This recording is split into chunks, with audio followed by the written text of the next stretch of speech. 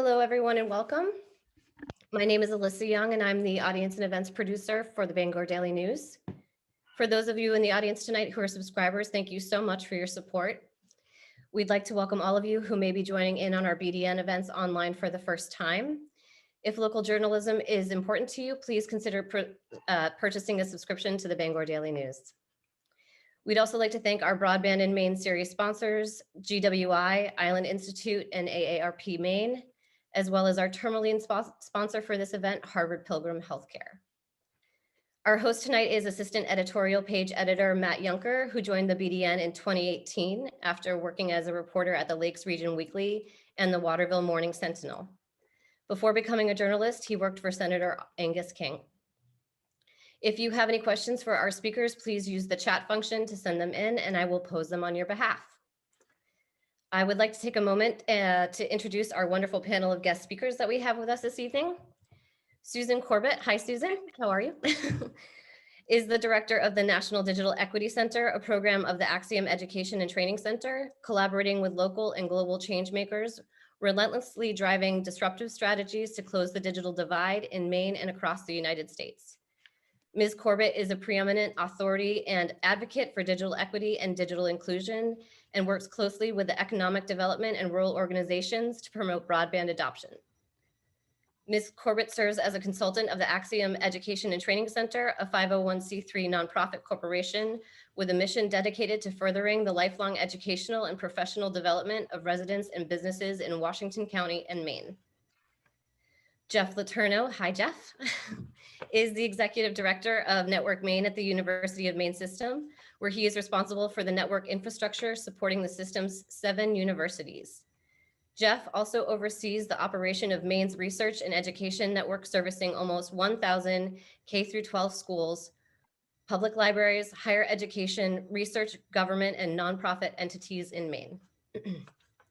Jeff has been involved with and led many network initiatives in Maine over the years, including Maine's first internet connection in the late 1980s, Maine's first cable TV-based broadband network in the early 1990s, the first in the nation all-inclusive K-12 school and public library network in the mid-1990s, and in late 2000s, Jeff was the catalyst behind and co-author of the federal BTOP proposal that led to the creation of the 3-ring binder middle mile fiber optic network.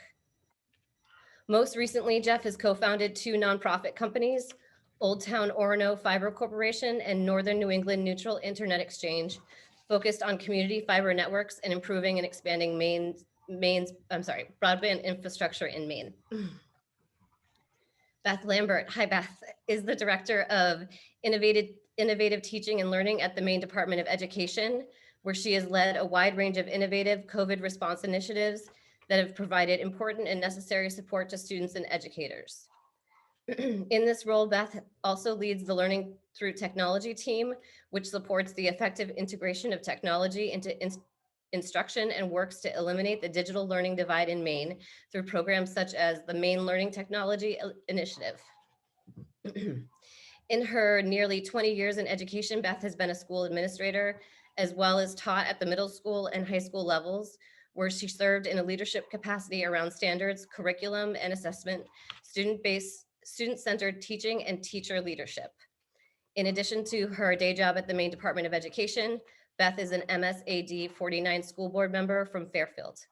Beth holds a Master of Education degree in educational leadership with a concentration in teacher leadership from the Harvard Graduate School of Education.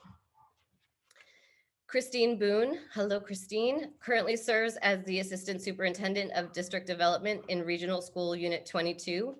She received her BS in Education from University of Maine. She spent her first years teaching in Las Vegas, Nevada. There, the Clark County School District partnered with the University of Las Vegas, Nevada to grow their own leaders. Christine was among them. With a Master of Education in Educational Leadership, Mrs. Boone has been a school principal and gifted and talented director throughout Mid-Coast Maine. For the last 3 years before returning to RSU 22, she served as a superintendent in Glen Burn School Department. And finally, Nate Savage, hello Nate, is the Director of Technology for RSU 22 and also works with the VZ Community School supporting the technology department. a graduate of University of Maine, Augusta with a BS in Computer Information Systems. Mr. Savage also received his Master's of Technology in Education from Thomas College, as well as a CAS in Technology from Denver University. And on that note, I will hand it over to Matt to begin this discussion. I hope everyone enjoys the event, and don't forget to register for our final event in the series around connectivity options for Mainers, taking place on April 22nd. Hi, everyone. So my plan was to get started by asking all the speakers to expand a little bit on their bios, but that was pretty extensive. But I was hoping we'd do a little round robin here and let each of the speakers sort of explain their work as it relates to broadband connectivity and education in their own words. So Susan, was there anything that Alyssa left out there? So I am the director of the National Digital Equity Center. Our goal is to close the digital divide here in the state of Maine, and we have raised just under $4 million to provide free digital literacy classes to all Maine residents for the next several years. Okay, thank you. And Jeff? Yeah, hi, I'm Jeff Letourneau. I think that bio largely covers my history and background. I might also mention I'm currently serving on the NetworkMaine Authority's Board of Directors, and we, the NetworkMaine Authority, has an open grant round for infrastructure builds that is in response to the $15 million broadband bond that the voters passed back in July. Okay, thank you. And Beth? Hi, Matt. Thanks. Yeah, the bios were pretty thorough. I would just say, we're really working hard on continuing with connectivity and planning for what the future is, getting students and schools through the rest of this school year, but also what lies ahead and doing that planning.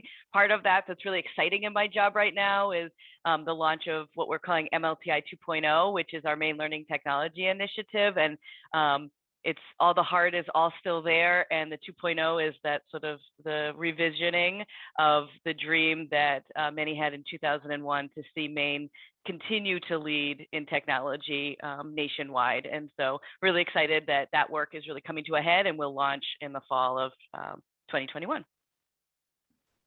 Okay, thanks. And Christina, Nate? As the Assistant Superintendent of Frankfort, Winterport, Newburgh, and Hamden, part of my role is instructional leadership. And right now, that very much involves broadband and how we bring instruction to life in Maine classrooms, and particularly in these 4 towns. So we can translate the reality of that this evening for you. Nate? I'll just add that I have about 20 years of experience in technology and education in Maine. Started in a Southern Maine school and then came up here in 2014 from technology integrator all the way up to technology director. And so I've seen a lot, been in charge of a lot, and have a lot to offer, I believe, in tonight's discussion. Okay, well, thank you all. I'm looking forward to get into this discussion. And before we do that, I think it would also be helpful to sort of have some historical perspective. So I'm going to turn to Jeff and ask him to just sort of provide the connectivity landscape in Maine education as it led up to the pandemic. I think a lot of what we're going to be doing tonight is talking about the reality right now in the pandemic. But I think, Jeff, it would be helpful for you to reach back and sort of explain how we got to where we are today. And I know you could go as far back as the 80s. I'm not sure we need to go quite that far back, but Sure. However far back you think would be helpful, please have at it. Yeah, certainly. Basically, what I'll say is the Maine's K-12 schools and public libraries have received internet connectivity for almost 25 years now through a project called the Maine School and Library Network, or MSLN as it often is referred to. For education, internet connectivity for that entire time frame has been a critical component to the learning experience. We have, as a state, been very fortunate to have had leaders back in the day to see the value of providing internet connectivity to schools and libraries, and has been a priority for every administration since those days. We are very well connected, often ranked in the top 5 in the nation for connectivity to our schools and libraries. And we've done that largely by aggregating the demand, bringing all the schools and libraries together, putting out competitive bidding opportunities, RFPs, en masse for bidders to bid on and provide the connectivity. We've also made public investments in fiber infrastructure statewide to help facilitate the connectivity.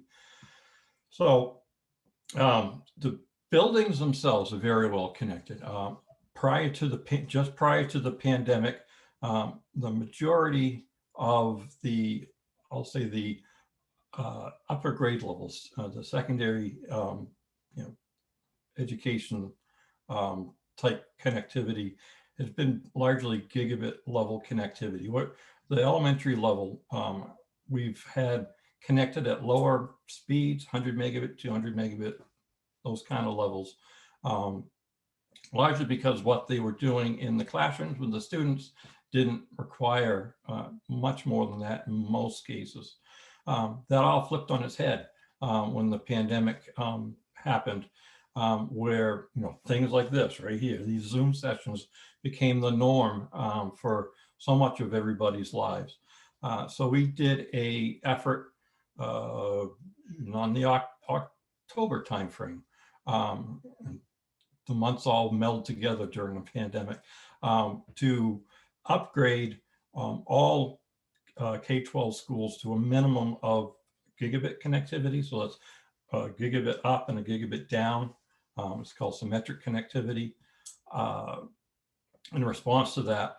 And we have the vast majority of those connections now installed at this point. And I'll kind of wrap that up a little bit by saying we've been able to follow that up with new contracts that will go in effect in July that will bring gigabit connectivity to all the participating public libraries throughout the state as well. So over the summer, the libraries will get upgraded, bringing a much higher level of connectivity into many communities than what is currently available. All of what I just talked about was about connecting buildings. As we discovered with the pandemic, buildings go empty at times like this. So that's really been the struggle that everybody's been dealing with. And I'll let others talk about that is, okay, what happens when the learning needs to happen outside those buildings, not just for homework or not just for assignments, but for your core instruction happening with the teacher and or the students outside the building. And that's where we are today.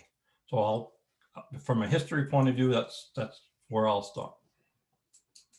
I'll add to that bandwidth in the building conversation. We experienced that firsthand in RSU 22. Our elementary school started the school year at around 150, upgraded in that same time frame that he discussed, and we're seeing significant gains now. I mean, we're struggling to have those video conferences in classrooms at school with kids remote learning, hybrid learning, and knew that the bandwidth overall was going to be an issue. And just working with Jeff and his team has been very helpful in providing that bigger tunnel coming into our buildings so that we can continue to provide this type of education for our students. Okay, thank you both. Susan, I think you have a slide. I'm hoping you can share your screen, but a slide with some helpful definitions to sort of also set the conversation in terms of what digital inclusion and digital equity means. I'm going to do that right now. Hang on one second. Okay, so thanks so much for having us all gather today. When we often hear about the lack of broadband or not enough broadband or underserved or unserved, but what's also important is digital equity and digital inclusion. We want all Mainers to participate in today's society, which is very heavily dependent on technology. Digital equity is necessary for civic and cultural participation, employment, lifelong learning, and access to essential services. In order to achieve digital equity, we look at digital inclusion. Is the broadband affordable? Do people have equipment and can they afford that equipment? Do they have the skills or the digital literacy training to participate? And is there public computer access if they don't have a broadband connection or they don't have a piece of equipment? We often hear, when we think about this, building infrastructure is the how. How are we going to get everyone connected? Digital equity and digital inclusion is the why. Why is it important? And it's important because we don't want anyone to be left behind. Thanks, Matt. Okay, thank you, Susan. And so with those definitions and concepts in mind and that history that you laid out, I'm hoping we can now turn to sort of the current broadband connectivity landscape. And so I'd like to start with Christine and Nate and just, hear what are your elementary, middle school, and high schools dealing with when it comes to making sure your students are connected online, and how's the last year gone? What has this experience been like for your students, your teachers, you as administrators? I know there's a lot there, but yes. And Nate and I can probably both also speak to that lens through the parent lens, because our students attend school in RSU 22, and we all have it's a diverse experience for everyone, and it's not necessarily by grade span, but more likely to be by household, because as Susan described, there are the underserved and then the unserved, and that does impact the students that we teach in how we deliver instruction. So we're in a situation, we're in a hybrid, which means students come 2 days a week, and we try to create flexible programming so that if they're with Grammy and Grampy or a childcare provider during the day, that they can access their instruction asynchronously when that works for their family. But there are other families who prefer a rigid schedule, and they only have hours of the day. Maybe they're working from home and they need to work around the school schedule with us. So the broadband is important because they're having battles of the broadband at home when you have 2 or 3 kids and parents working from home, and we have kids that need to join a Google Meet, but they don't have the bandwidth to stream live. And so then it becomes social and emotional impact, because we need to see our students' faces. It can't just be the name on the screen if we're going to truly engage with them and meet those SEL needs. So there are definitely gaps. And Nate has done a great job, and will speak to how his team goes in to overcome those gaps. It's not an issue of affordability, because we will provide the Wi-Fi, and we have the finances through COVID to give the devices. And we have teams of tech people that have been repurposed from supporting teachers to supporting families, and they'll go right into their homes and set everything up.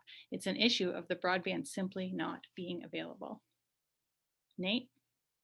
I'll add that last March or so, when this was starting to go down, me and my assistant, we drove around our buildings like, we got to figure this out. We got to turn up the Wi-Fi access points into the building, especially the ones near the exterior walls. Just gives the community something so they can tap into this resource if this is where we're going to go. We drove around the libraries in the community too to test where that was, and we confirmed with the superintendent that the connection could be made. And then we reached out to our community to figure out who needed more of these devices or hotspots, who couldn't drive necessarily to these areas to get connectivity. And I was surprised at first to hear that there wasn't too much, but I think it was just all so new, and we were sending packets home. And I think people were probably just hanging on and waiting for summer break.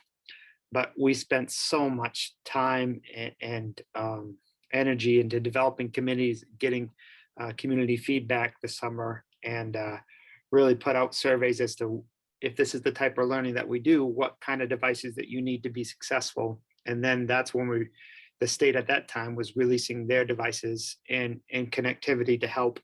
And that short amount of devices that I saw a request of in that spring easily increased by tenfold late summer into the beginning of the fall year. And as far as the tech support issue goes, I mean, you'd think that we'd deliver all the devices and get them set up and ready to go, but families come and go within districts, so we're constantly dealing with that.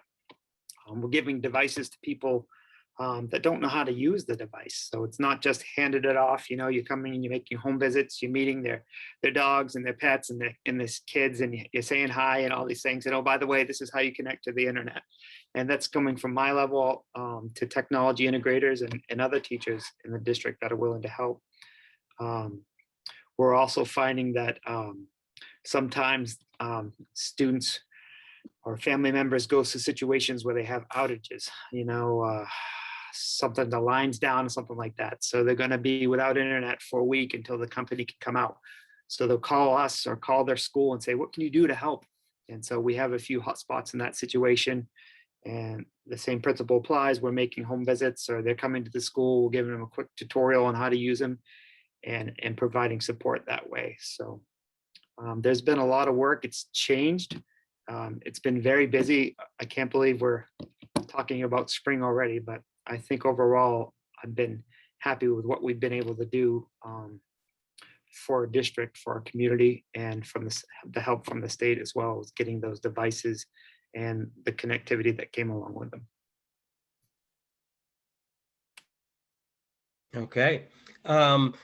Beth, at the state level, does that match what you've been hearing? Have these experiences been uniform district to district, or are some of the challenges different depending on where the schools are in the state? Yeah, I mean, I think Christine and Nate give a great picture, and I would say perhaps most importantly is really acknowledging the work that local schools have done to be, to turn on a dime, as Christine said, and reallocate where people are going and prioritize communities and families and getting them set up who used to be supporting teachers in the school. Now, how do we turn and support our communities? The amazing group of tech directors throughout the state who have worked to support each other, because you're right, there's some things that I think everyone is dealing with, the issues of areas where there is no cellular service, there's no broadband access. How are we helping those students? That's happening everywhere in the state. There's not, I don't know anyone, a large enough area that's really immune to that.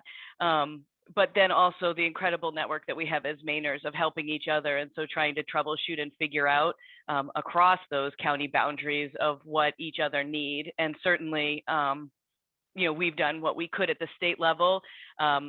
Nate sort of alluded to our Connect Kids Now initiative, which through work with Susan at the National Digital Equity Center and the Connect Maine Authority. These were people that a year ago, which I can't believe also, it's a year ago, we were on the phone talking about, okay, how do we get help out right now? Like what are our quickest, most effective options? And so we were able to leverage the governor's emergency education relief funding to fund access hotspots and devices with cellular connectivity for students. It was 12-month contracts, so those contracts are going all the way through the end of this school year. And we've connected nearly 30,000 students throughout the entire state. And I'm gonna share my screen if I can, Matt, to just give you, we did a series of 8 surveys, because as Nate said, in March, the answers that we were getting around connectivity were different than in June and then again in August. So we continued to survey right up through this fall. And this is a graphic of what we found. And these are students. This is not everyone in the population, but these were students and percentages, as you see, by county throughout, of students that didn't have internet or a device. So really, they were at home cut off, it felt like, from their schools. And we really had to our schools figured out innovative solutions to reaching them. Students that had a device but no internet to connect it to. So once they left that amazing internet that Jeff talked about, that we offer in our schools, they weren't able to connect. And then of course, students who maybe had internet at home, but didn't have a device to use, so that internet couldn't connect them back to the school. So those were some really important pieces that we saw. I'll stop sharing so you don't have to keep looking at that screen. But it's available on our website if I didn't leave it up long enough and you want to go back, it's on the DOE website. We also, because we know that the cellular option was what we needed to quickly get students connected, but we also need to invest in that long-term piece. In November, we were able to partner again with the Department of Economic and Community Development and the Department of Administrative and Financial Services on the broadband expansion effort. We use coronavirus relief funds for that, and we're able to connect nearly 1,000 student homes with broadband through that. That was a very quick turnaround because those funds had to be spent. But those are some pieces just broadly statewide. And as you can see on those maps, there's no one that's at 0% that didn't have any need. Through the cellular Connect Kids Now initiative, we were able to connect every school was given as many cellular contracts with devices as they requested. So we met 100% of the requested need.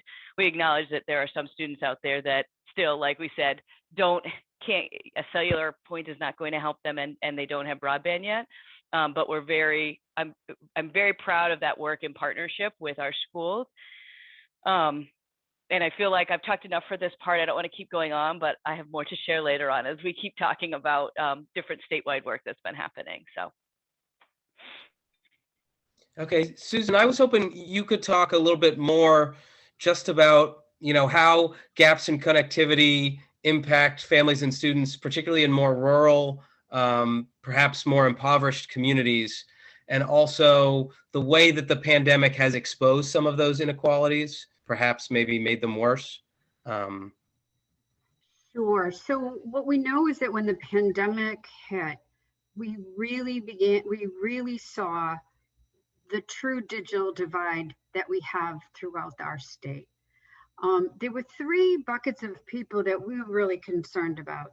There were the students who may or may not have a broadband connection, may or may not have been able to afford a broadband connection, or may not have had a device. Department of Ed and the local school districts did a phenomenal job of figuring that out. We've been talking about the homework gap for a long time, and it sort of escalated. The second group is the remote workers. That same issues.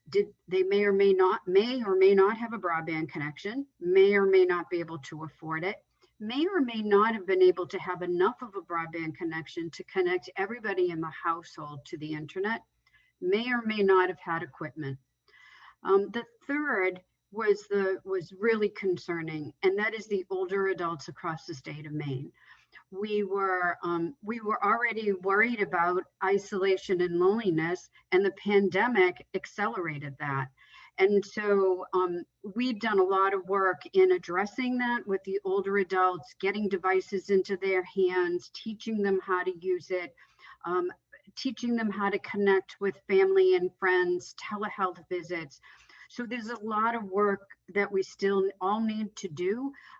But it really, I think the pandemic really showed where the gap in broadband infrastructure, the gap in digital skills, the underserved, the unserved, and we know that we have a lot of work to do around the state to close that gap completely. Do you think in the same way that it's exposed some of these inequalities, it's also helped raise awareness and maybe eventually marshal some funds towards it as well? Absolutely. I've been going before legislative committees since 2005, and never have those discussions been more meaningful. This is a nonpartisan issue. This is an issue that all of us have to work together. We're seeing that. We're seeing, the collaboration with Department of Education, Department of Economic and Community Development, Department of Health and Human Services, Department of Labor, broadband providers, the local school districts, the local libraries. Everyone is working together to make Maine the best that it can be. Okay, I'd like to turn it over to Jeff now and hear a little bit about how the pandemic has impacted higher education and connectivity. Jeff, how has this changed the classroom and campus experiences for college students? And I've got a few other questions as well, but let's start there. Sure. Much, very much the same has been described here with K-12 students in terms of the challenges of for those who live off from campus, trying to either participate in the courses or actually conduct the courses. We've received and tried to help complaints, whatever you want to call them, concerns from faculty members who struggle to teach their courses remotely because they don't have the connectivity at home, numbers of students and whatnot. The university's done yeoman's work in trying to make the campus experience as meaningful to students over the fall semester and into the spring here. But the realities are it's not the same as a normal year. Whatever normal is, normal year. Occupancy in our dormitories are way down. That generally is not a good thing, as that affects revenues. It really distracts from the campus life aspect of things and the whole college experience. The sense of, I think Susan mentioned isolation, even while on campus.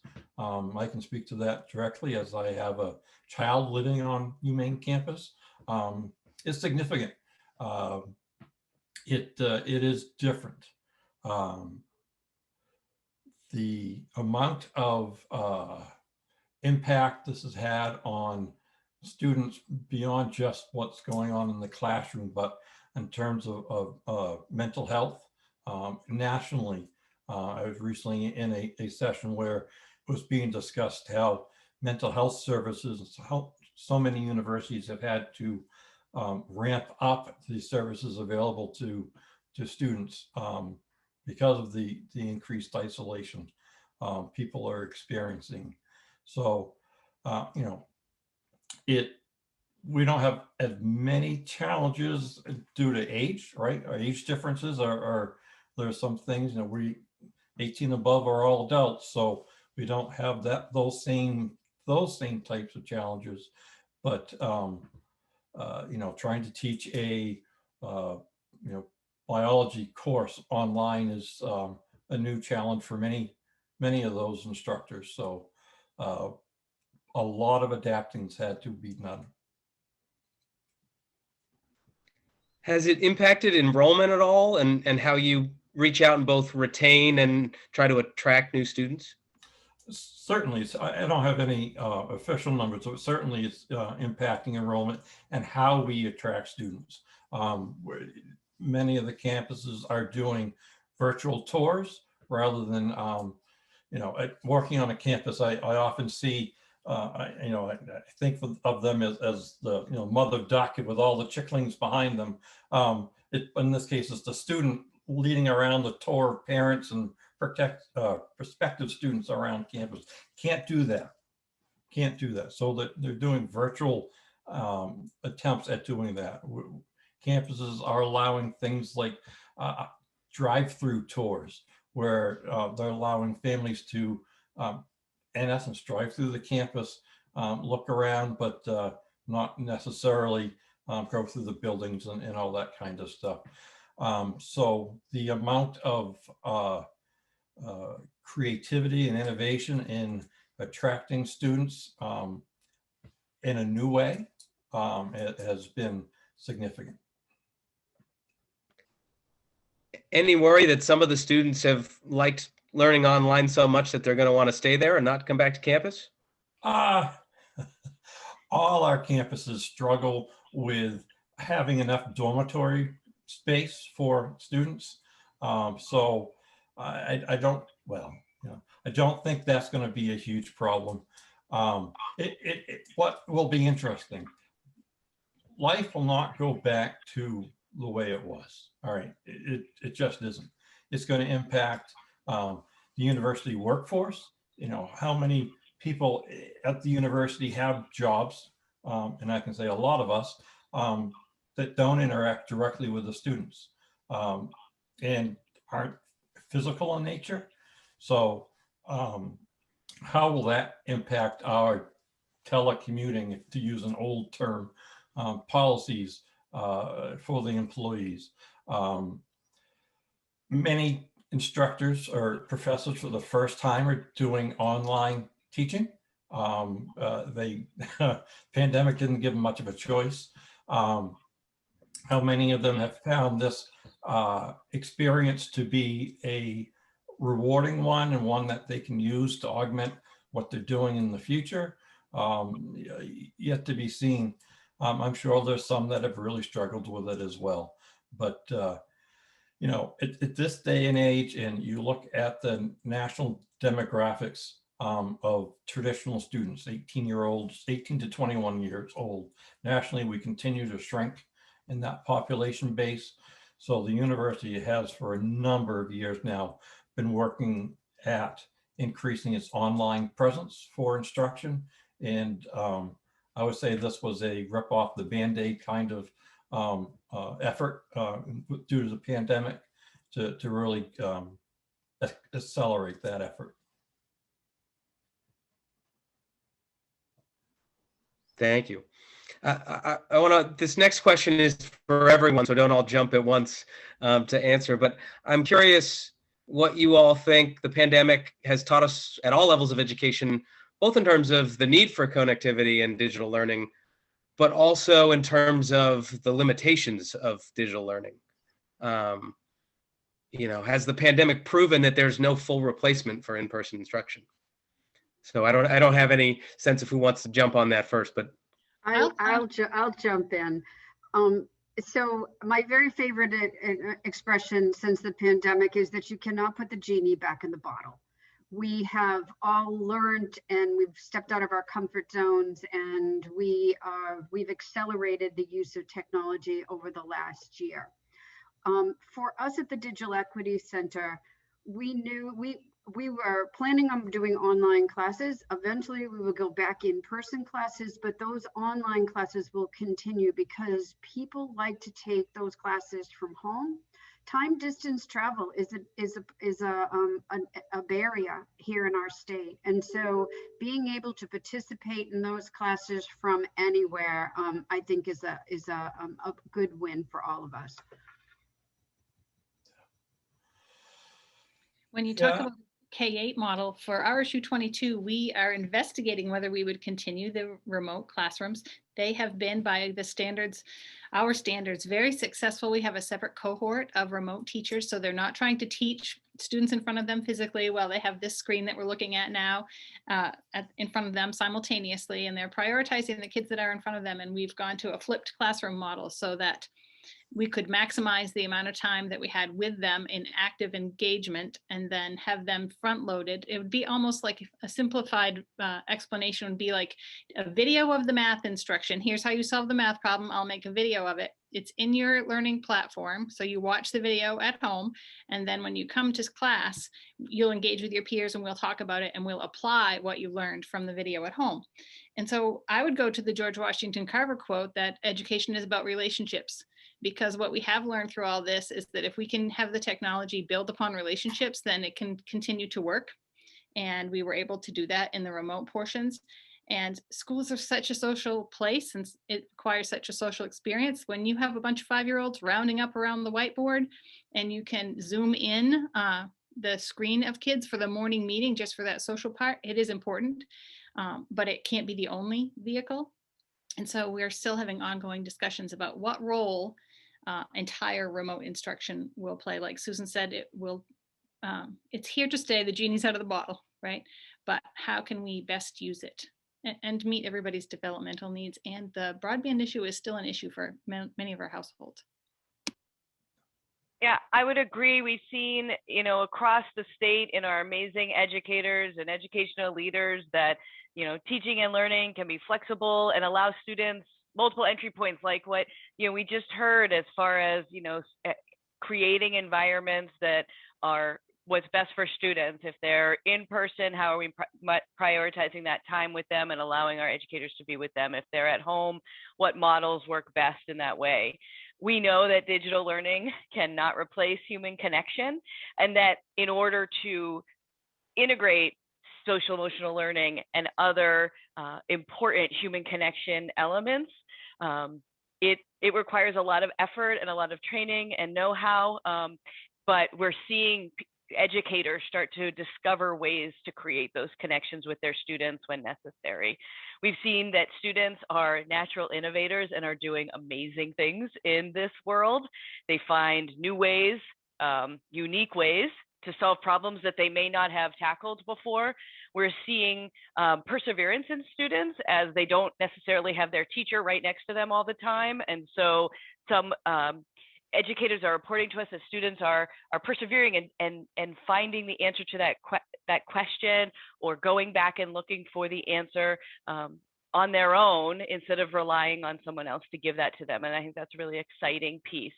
I don't think there's any sort of magic tool, magic silver bullet for whether it's teaching remotely, online, hybrid, in person. These are tools, and they can help us do that, but it requires support for our educators in learning how to do that. We were all thrust in this, and now I think there's a much better appreciation, as Susan said, like we know now what many of us have been saying for a long time, but now we realize what that need was. And I think people are more willing to hear that now and get the kind of support and training that like Susan's group offers and we do for educators and our schools do for their educators. I don't think that this has proven that there's no replacement for in-person instruction. While I love it and believe it, there is an absolute place for in-person instruction. Our teachers have shown us also the opposite. Instruction can and has continued. And I love to hear, you say, Christine, we feel really good about it. Our schools are getting to a place they feel really good. It can be enhanced and give more flexibility to our students. But it really pivots around, teachers being provided with effective training and professional learning to be able to implement whatever it is, whether it's in-person, hybrid, or remote learning. In the surveys you're getting, and maybe this is a question for Christine as well, but in the survey responses, are students and families as bullish on that experience as you both are? We actually just did a survey because we are revisiting how to bring students back in, and 60% overall really want to be back here every day, all day. And depending on the building and the grade span, it's anywhere, might even be able to speak to it, between 20 and 30% who said this is working, let's just see it through. But then there's a really high number who want to be back 100% in the fall, no matter what. So even if they were hesitant right now for safety reasons or personal reasons, or because they have a system and it's working and change is hard for all households, they definitely have weighed in that they value the face-to-face learning experience and kids want to be with their friends. So we're just going to choose wisely. We're in the middle of strategic planning, and we're going to make sure how we use technologies closely aligns with our vision. I'll add, speaking of how this has changed, there's a smaller subset of students that just have really flourished in this environment. And this is the way that they want to learn and continue to learn. And how do we continue to offer that as a school district to those type of learners too? And as far as the technology divide and you look at digital literacy and the skill sets of our staff members and our students, I look all around the floor overall, the bars rise quite a bit as a result of this pandemic. I'm seeing students, teachers, parents do things that they've never done before, never would have thought of before. And I would think it would be a great tool set to have if you were in a place where you were applying for a job that, to something that you could put on your resume now. We didn't think much about that a year ago, but now it's pretty important.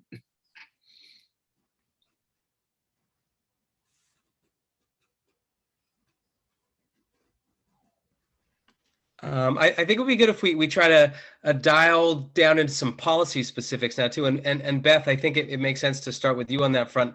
I just want to read a quote from the DOE website and hear from you sort of, what this work looks like now and what it might be missing. But the quote is, equitable access to the technology and skill development needed to create and problem solve with it are critical as we work to ensure students are prepared for the 21st century.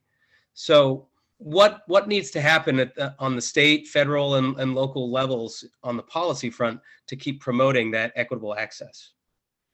Yeah, of course, great question, and policy is a really important piece to this conversation. We really believe, on the federal level, we've seen a lot of funding come through around the virus, but we also know that there was funding needed before it to support this work, and there will be after we get through this. So we're looking for that kind of funding to really be prioritized to the states and local governments instead of these funds that have historically gone directly to providers, so that we know that we who work directly with particularly with students, in my case, for Susan, other populations know best how to make sure that, we raise everyone up and not just specific areas. We want to make sure that funding that's coming out of the federal level to states and local governments include and allow for providing the kind of professional learning that we do, that we know is so important for our educators, that Susan and her organization do, because we've seen that you can have all the bandwidth and devices that you need, but if you don't know how to deliver the education and provide that to students, then it's really meaningless. They're just the tool is only as good as the user knows how to use it. So we need that sort of flexibility to be able to use funding for support as well.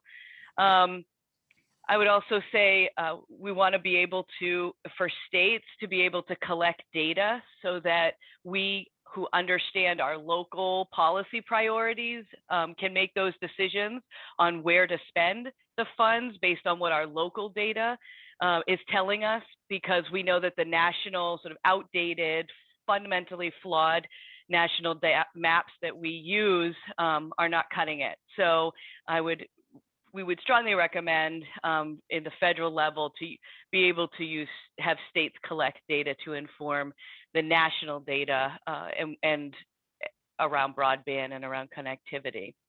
As far as what we do at the state level, and the quote that you talked about, the Learning Through Technology team works very hard to build that infrastructure with our schools, closely with the tech directors, tech integrators, and coordinators throughout the state to provide professional learning. As I talked about at the beginning, MLTI 2.0, as it will be launched, has a brand new, exciting plan for professional learning that has the sort of statewide approach with large best practice sharing so that we can share across the counties of Maine, to regionalize supports and communities of practice so that we can bring educators together to be able to share and learn from each other and pool resources. And then also a group of distinguished educators who will be working in our schools at the local level. So every school will have access to coaching, regular coaching that's happening for their educators who are working directly with students, because we know that it takes all of those levels to really do that wraparound kind of support that we need. And so that's, at the policy level for the state, what we're trying to build upon. And I just wanted to show you one more thing. I like to show a little bit of visuals here with everyone. Sorry, I have to pick my screen. We've worked very hard over the last 20 years of MLTI has been in existence in Maine to build and provide one-to-one computing devices. And in addition to what the state provides, schools have worked very hard to make that a reality for students, that in addition to what the state has provided. What you're seeing here, sorry, I have to look the other way as it's on my other screen. What you're seeing here in the purple is the number of one-to-one devices in our school, excuse me, the number of schools that were one-to-one before the pandemic. So our high schools that are 7 through 12, which have been primarily the MLTI grades, we're at nearly 100% of our schools are one-to-one. They were before the pandemic. But you see it really taper off as the grades get to our younger learners. During the pandemic, you see the use of federal funding being invested directly here. As you see, those green bars are where schools became one-to-one during the pandemic. So there isn't much change when you see 7 through 12 because it was quite high, but you look at even PK in our PK schools, classrooms coming above 60%, and then all the rest being at 90 or above for their one-to-one access. So I think in that you sort of see where our priorities have been and where we've been able to invest. Now, devices are one of those things that it's not a one-time. Right now, while the pandemic has happened, we understand the need.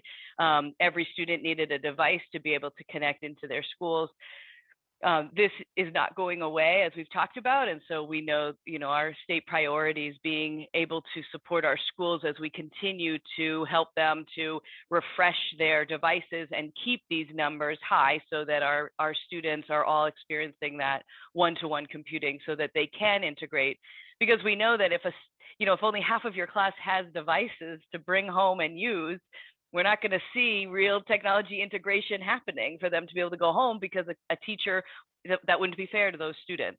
So we need to, in order for equity and to equalize that, we need to make sure that everybody has that access. Beth, can you just quickly explain, I think this was asked in the chat and Jeff already answered, but can you just explain for everybody listening what one-to-one means? Oh, I'm sorry. One-to-one is a personal computing device per student. So each student has a laptop is associated with, or an iPad, a tablet device. Thanks. And just want to kick the same question around to everybody else. What does your ideal broadband policy landscape look like? What do you think what are the missing pieces to the puzzle? I'll add to Beth's comment. She mentioned it about getting more funding to people that are in need. And I'd like to see more of that because I think a lot of the funding is going to these internet service providers, and how they choose to distribute it there is it's up to them. I've been to communities in our district where they had a DSL, a slower internet connection. They were given a hotspot from the state that we got that was barely creeping along, and to find out they're only 500 feet from broadband internet. But the internet service provider, who will not be mentioned here, would not do it unless they get 2 or 3 other houses on the road to commit to buying into that same service. So having these people with some sort of access to fill out a form or something where they can get relief, or connected in a different way is very important. So I like that idea, and I like to hear that you guys are thinking about that. I think as a nation, national policy, we have woken up perhaps to the fact that this thing called the internet and broadband isn't an entertainment service. Sure, people watch Netflix on it, fine. But it is the way that we live today. The lack of broadband connectivity has really aggravated the impact of the pandemic in all walks of life, in education and in healthcare and in economic development and commerce, government services. Heck, you can't hardly sign up to get a vaccine without having broadband connectivity.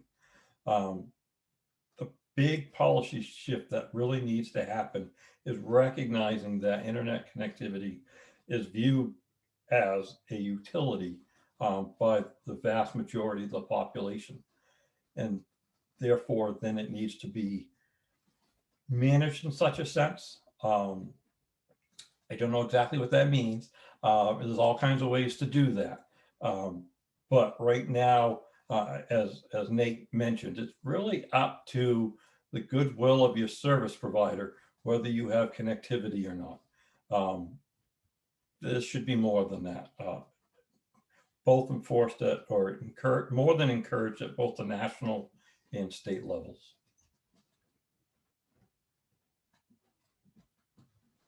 Anybody else want to weigh in on that before we keep moving?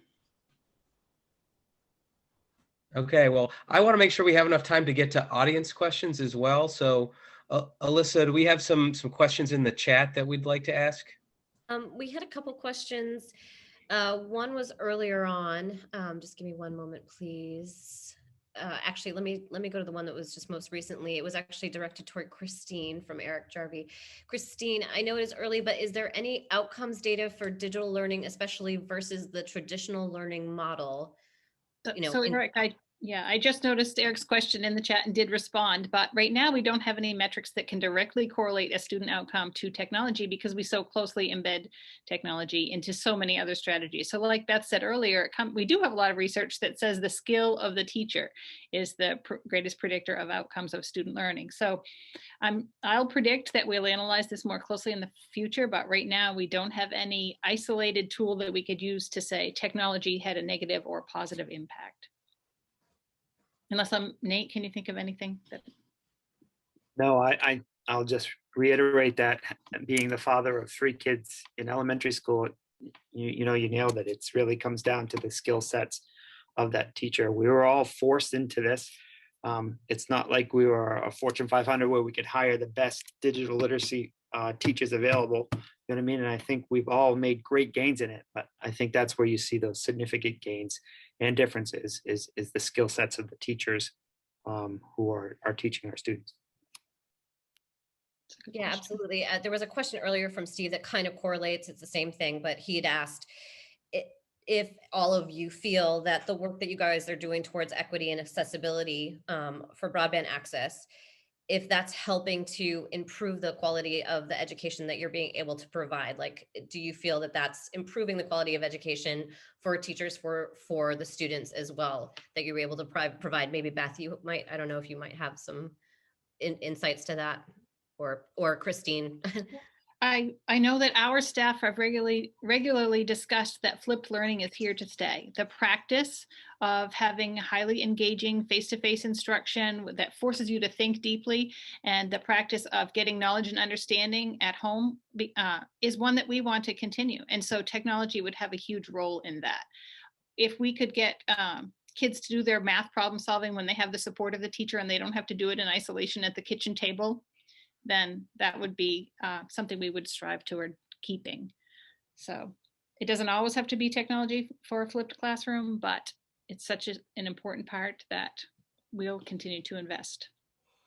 And I think something that's important is to remember, which is hard. I find it getting harder as we go further and further into this duration of this pandemic, is to remember one of the things that we were really struggling with before the pandemic was walking into a cafeteria at a school and every student were sitting next to each other, able to be in close contact before the pandemic on their devices, sometimes communicating with the person next to them through their devices, but not with each other.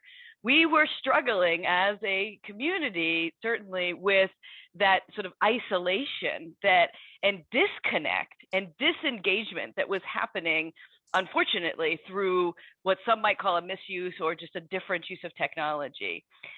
Now we talk about what's connecting us, what's keeping us connected. You know, when I need my time with my friends and I can't meet them to go sit and talk and get coffee, we have coffee together through a Zoom meeting. It keeps us connected.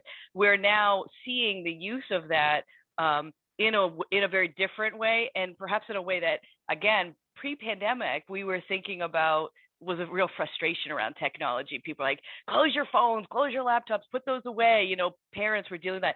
Now we're seeing students really learn how to engage with their technology, with each other, connect globally in ways that they maybe weren't doing. They did not have the experience or the understanding of how to do.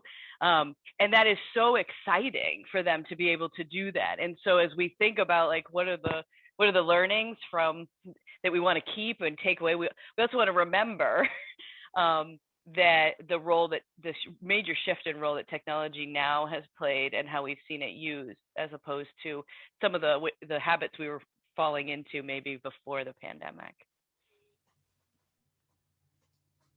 Matt, would it be okay if I ask a further question of Beth?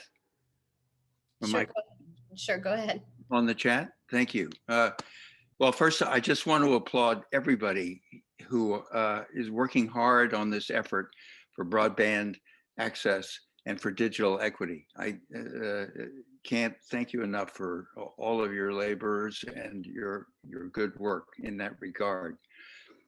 My question in the chat was really about quality teaching, quality of education, critical thinking skills, the kind of skills that young people are going to need to be good business people, successful entrepreneurs, et cetera, into the 21st century. Because if Maine cannot have that population in our state functioning and being prosperous, you know, we're going to miss the opportunity that is now in front of the state, given all the other changes that are taking place on the planet.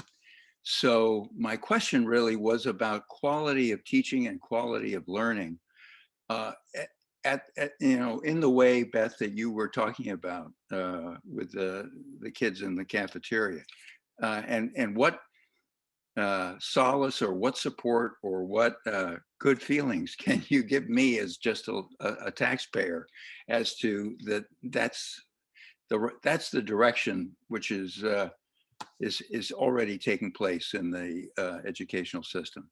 Thank you.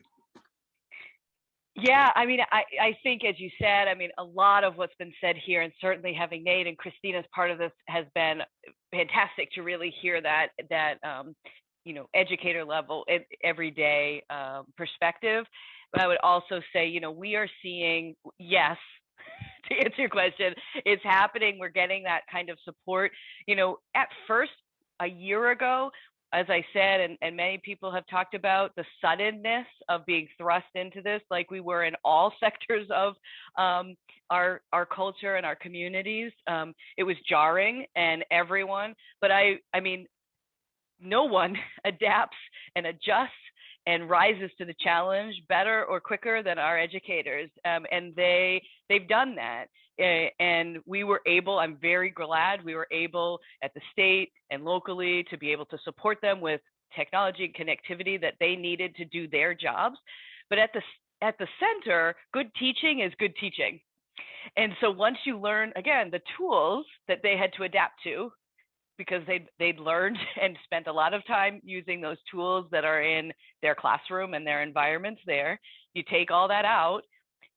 Now we got to learn these tools, provide the support, give them those opportunities, and let them. I mean, sometimes we forget that the big we, that educators are really experts in teaching and learning and have significant training in that area. And we forget to trust that, and we worry and we get in the way. And I really believe, and I've seen through this, that when we get out of the way and let our educators give them the support they need, give them the tools that they need, and our students the connectivity, but let our educators do what they are trained and know how to do, and let them trust themselves, we are seeing that, and it is awesome. And we are seeing students, to what you say as far as like where this is going, they're engaging authentically. You know, I think some of us that have worked in ed tech have seen, you know, you can put kids in class, like any class in school, right? If there's not the relevance, if you're not seeing how this directly applies, students are now, I forget who said it, if it was you, Nate, or somebody mentioned, you know, job applications. Now, these are direct skills that you're going to put on that are making our students employable, that are making us competitive in a more than ever global economy. And I would say, you know, what I love about living and working in Maine and education, one of the many things is, you know, we've been ahead of this for a long time. And when I talk to national groups, they say, how were you able to do some of what you did at the state so quickly, get it out there? We were able to get those hot spots out to schools when other states were still kind of trying to just gather up information. And the reason is because, you know, really going back to MLTI in 2001, and then now Senator, of course, but then Governor King, you know, saw that to be competitive for our students in this ever changing and becoming more and more global economy, way back in 2001, saw that. And with MLTI, not just about laptops, but we saw the building of an infrastructure for positions like Nate to have these teams in schools ready to help and support our students and our educators in order to get that kind of support. And so because of all that we've been doing for 18 years, when the pandemic hit, it certainly knocked us back like everybody. There's no coloring that. I know that everyone does.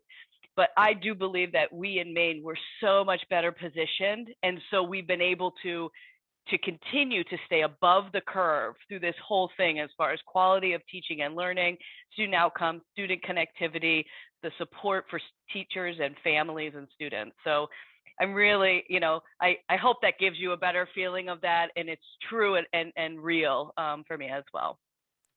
I think I'll add, it's just about really engaging kids, getting them interested about the subject. And some did that really well before the pandemic in their classrooms in person. And then we asked them to change that format, how that delivery works. And some transitioned really well. Some became better engagers through the remote online piece. And then as an education facility, it's about celebrating those milestones with teachers as they get better, and then providing the supports for those that need it to bridge the gap so that they can become better too. Because we also want critical thinkers, right? We don't want the brain drain. We want our Maine kids to stay in Maine and have excellent careers here. And that's how we're going to be able to do that. So I think we're getting towards the end of the questions in the chat. I just had one last question for everybody, and then I think we're pretty much set to wrap up. But we've talked a lot this evening about the suddenness of the pandemic and the need to adapt. And so I'm curious, what's being done now to build that adaptability into these digital learning systems for maybe not necessarily the next pandemic, but the next sudden change. It might not look exactly the same. So what can be done now to prepare for that next abrupt shift, whatever it may be? And that's sort of a round robin, whoever wants to pick up the ball and run with it. I can jump in. I think that as we've all been talking about today, we've all learned a lot. I think we've been building skills. I think those skills are going to carry us forward for whatever we face going forward. Let's hope we never have another pandemic, but if we did, I think we're going to be much better prepared.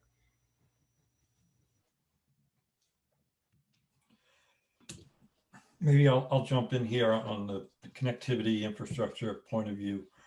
The vast majority of what we've seen over the past year from the federal level, at least, in response to the pandemic, have largely been a Band-Aid approach to the connectivity, providing funding for services where it exists or for devices or those sort of things.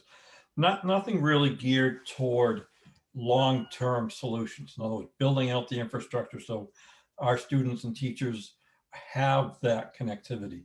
Very little interest been put toward that. That seems to be starting to change in the this last bill that was passed, I guess, this morning. I'm not exactly sure, but I think it was, to have long-term solutions to the connectivity problems. Otherwise, from a connectivity point of view, we would be right back here again, struggling to get the connectivity to the students and teachers based off of what's been done today. Sustainability is a word that we use often in RSU 22, and that's what Jeff just described, because when the Corona Relief Funds run out and that grant money is gone, how are we going to continue to have a hotspot in these houses that otherwise do not have broadband? Because then the skill of the teacher won't matter, the number of the devices won't matter. So we're looking to have exactly what Jeff just mentioned and have some sustainable broadband access for everyone. I think I'll add to that. I think it changes the way you evaluate your programs, your applications, your devices, and how you deliver them. Looking for more effective resources instead of just a whole bunch of resources we just pull up and throw at parents or teachers and say, try this, try this, try this. We're really starting to look at, certain programs and how they've grown through the pandemic and how they can continue to be successful beyond the school year for our district.